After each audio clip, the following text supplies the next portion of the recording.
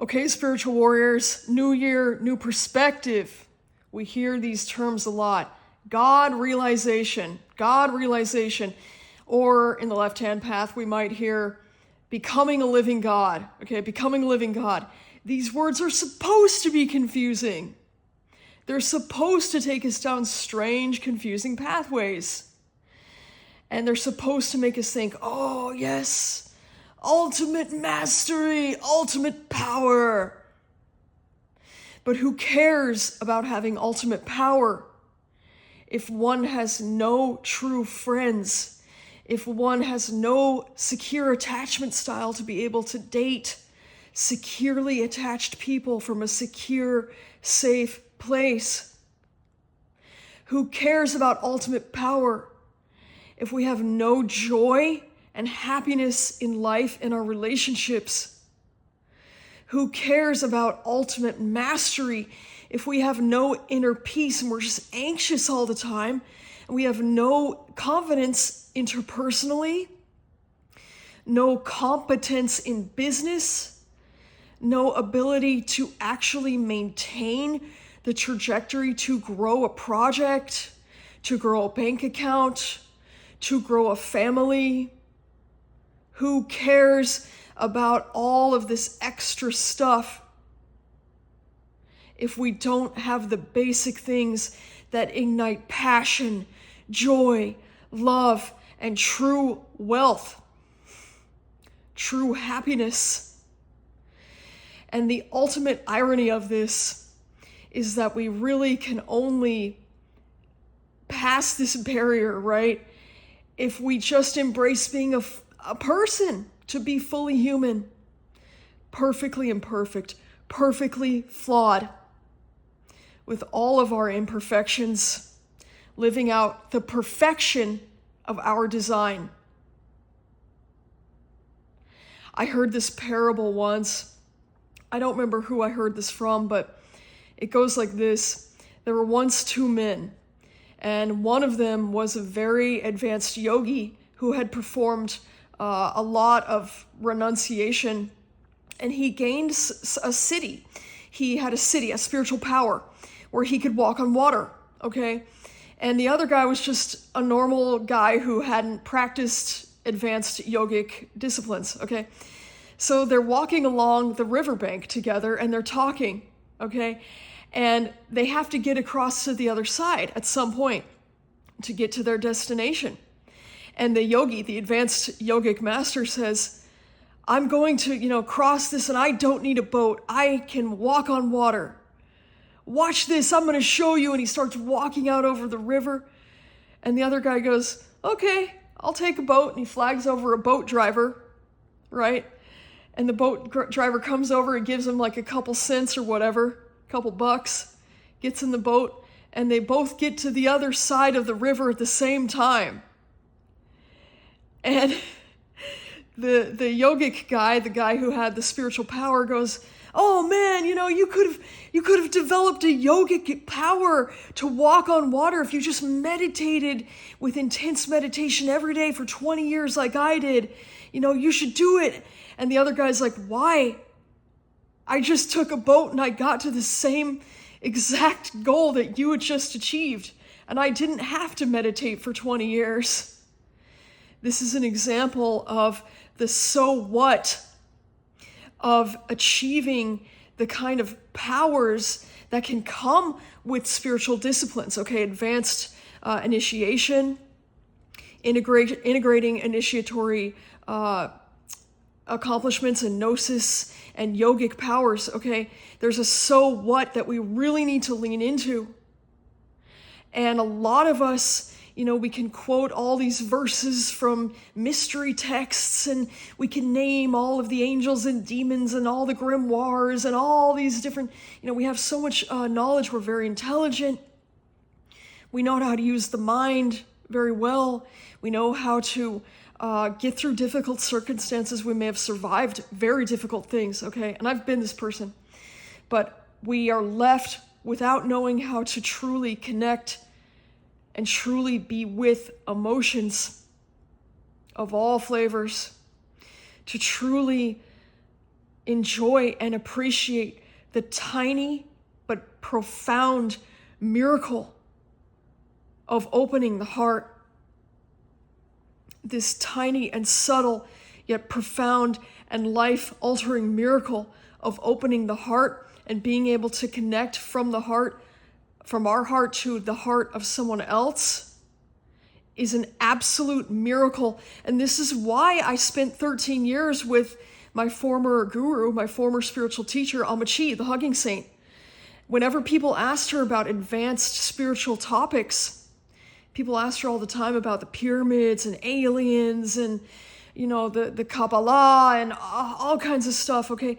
And every single time, and I would sit there in those talks, those darshans, those lectures that she would give, okay, for hours, people asking questions, one-on-one with her, and in the groups and stuff.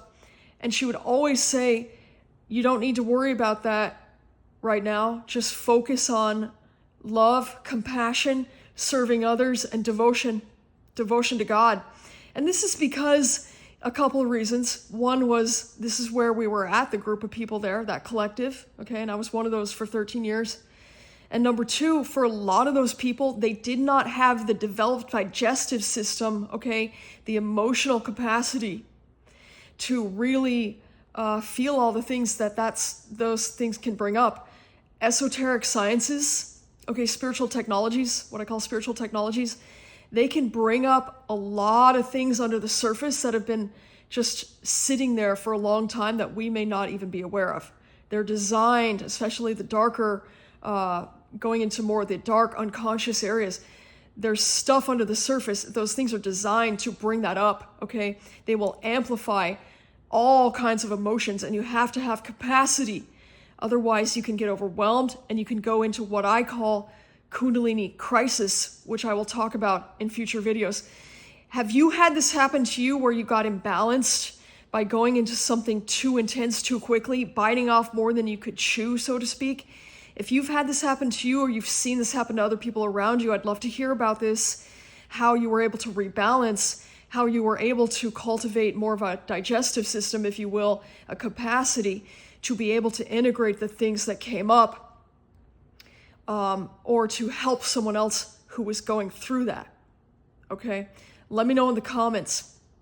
I spent a lot of time in my 20s working with people in my life, one of which being my sister, first myself, okay, then other people, balance some of the Kundalini awakening that threatened Kundalini crisis, what I call Kundalini crisis, where it becomes so much that you don't know how to let it flow, don't know how to let it integrate, because you can't let yourself feel it, okay?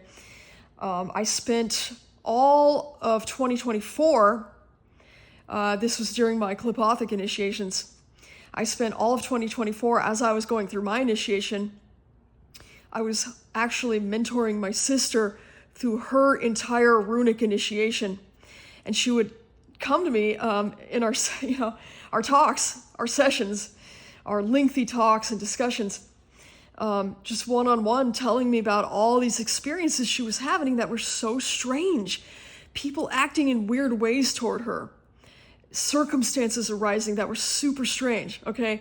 Out of the blue, weird coincidences. And I would tell her, I would kind of chuckle to myself and I would tell her, don't you see? This is Tyr, okay? T was acting out these themes of injustice. You're feeling this righteous anger about injustice or whatever the theme was, okay, of the rune that she was initiating with. And she would go, oh, duh. That's what these things are here to do. They're here to amplify the things that are underneath. They will bring about circumstances. They'll bring about feelings, people. They will amplify certain things, and certain things in our external world will start to unfold, okay? So that we can go through experiences that we need to go through in order to open up the gate, and then we have to digest everything that is opened up in us. Anybody can open up a sphere in the Kabbalah. Anybody can initiate the runes and open the runes. Anybody can work with the spirits, entities, whatever. It's the digestive system, the capacity to fully integrate that, to feel everything that arises, that is key to being able to integrate that and essentially ground that into being able to do something with that will actually serve you and the people around you. That will actually serve you and the people around you. Hear me when I say this.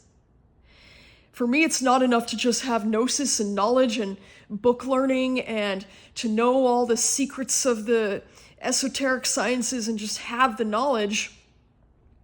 I actually want to be able to use that knowledge and apply it to make stuff happen, spiritual warriors, to make something beautiful, valuable, abundant, joyful. And when I talk about wealth, okay, because I've talked about wealth in a lot of videos. When I talk about wealth, there's a lot more to wealth than just money. Okay, of course I love money, okay? Everybody likes money, most people at least. And money's great. There's nothing wrong with having money, okay?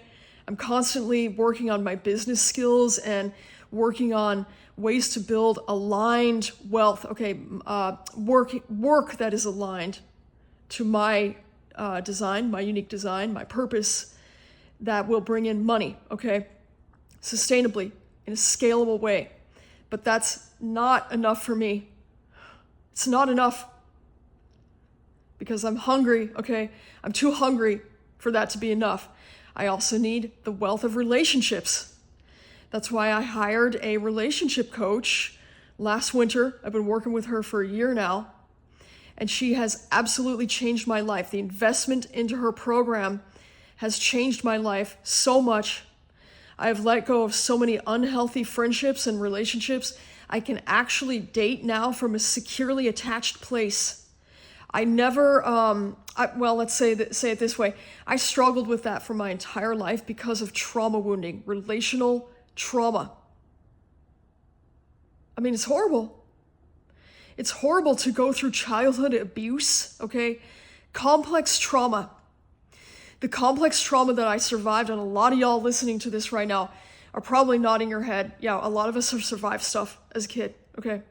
Horrible things sometimes, or even things that were just emotional abuse, okay? They might have been subtle or not as bad, okay, quote unquote, as other types of abuse, quote unquote, but really it can have the same effect, actually. It can have the same effect of absolutely cutting us off from the capacity for true, safe, securely attached intimacy and trust building over time, okay? Huge to invest in this as a part of my journey, okay, in a way of building a form of wealth, which is relational wealth, okay? And I'm a 4-line in human design, so that's a big deal for me, a big deal, okay? But for anybody, it's a big deal, okay? So there's that. And then there's the type of wealth that we can take with us after we die, okay? The real alchemical gold, if you will, of accruing spiritual wealth, okay? This is like, I talk more about this in some videos, both publicly and for members, okay, in the Temple of Becoming, about the spiritual wealth, the true wealth that we can deposit into the repository of our heart, okay, our Ab. In ancient Egyptian, they call it the Ab, which is like a container, a repository for this gold, this alchemical gold that we refine and amass. And there's no limit to how much of this we can amass in our life. There's no limit. And this continues to accrue lifetime over lifetime over lifetime, okay? And we can accrue a huge amount of this alchemical gold, if you will, through effective applied spiritual practice in just a very short amount of time in one human life. It's insane. I mean, exponential amassing of this type of wealth, okay? And this will ripple out, this type of inner wealth will ripple out to reflect as outer wealth. It will ripple out to affect other people and cause other people around you to experience wealth. And I've had this experience, I've had people report this back to me who have gone through the ritual of the golden chain, which connects to this specific spiritual fire, this alchemical fire, okay, that vitriol, that energy that refines the alchemical gold spiritually from within. Okay, so if you want to learn that more about that, hit me up in the comments. Hit me up on my Facebook. Just type in Temple of Becoming with no spaces on Facebook. You'll find my page. You can message me there. You can text us at the temple. Okay, that just goes straight to me. Okay, I say us, but it's really just me. Okay, at the temple. I'm using the business we. Okay, it's just me right now at the temple. I don't have any employees or anything. Okay, that's completely, all these messages are completely confidential between you and I. Hit me up and let me know if you're more comfortable doing that than posting in the comments. Okay, I'll go ahead and wrap this here. We're at 15 minutes or so. Thank you for joining me, spiritual warriors. I look forward to connecting with you later. Peace.